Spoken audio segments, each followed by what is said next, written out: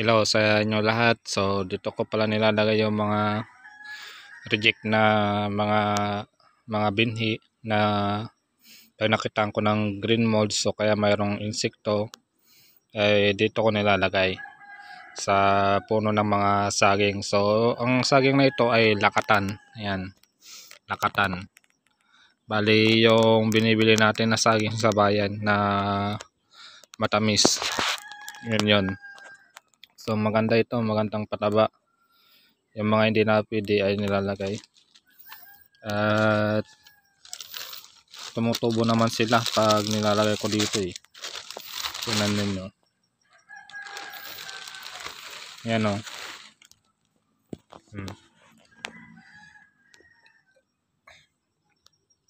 So yan yung mga binhi natin na nilagay dito. Ayan. Ayan, may tubo.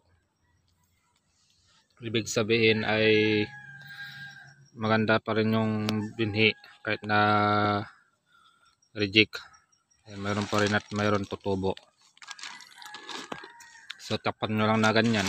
Ganyan. Tinatakpan lang natin na ganyan. So tutubo na siya. Yan yung mga reject. Pero ang purpose ko talaga dyan kung bakit ko nilalagay ay para maging pataba ng mga saging na to. Dahil pinupuno ko ng mga saging na lakatan hanggang dito sa may baba. Yan, pag yung mga anak niya yan ililipat ko rin dito.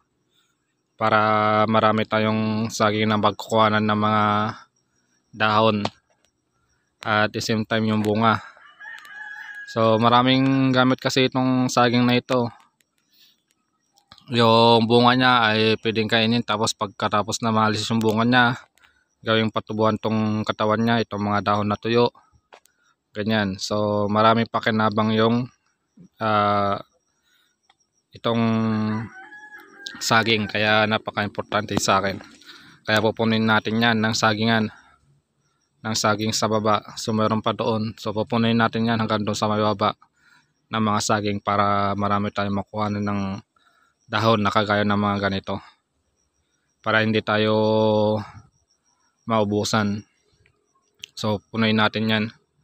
Itong mga anak-anak na yan ay itatransfer natin yan para dumami. So mahirap lang kasi kumuha ng mga saging dito. Medyo konti yung aking pinagkukuhanan. So ganyan. At mayroon pa rin natira. Mayroon pa rin tumutubo doon sa reject na binihin natin. So kahit na reject ay tutubo. So kaya nga makikita ninyo dito ko rin nilalagay ito. Mayroong mga parang pataba siya. Napaka ganda siya sa tanim. Mataba. So yun lang. At sana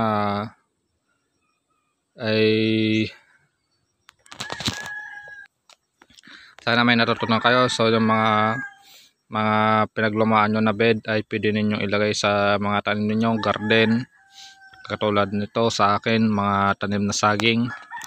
At napakaganda siya pag nabubulok siya sa lupa. Magandang pataba. So yan lang, at God bless sa inyo lahat.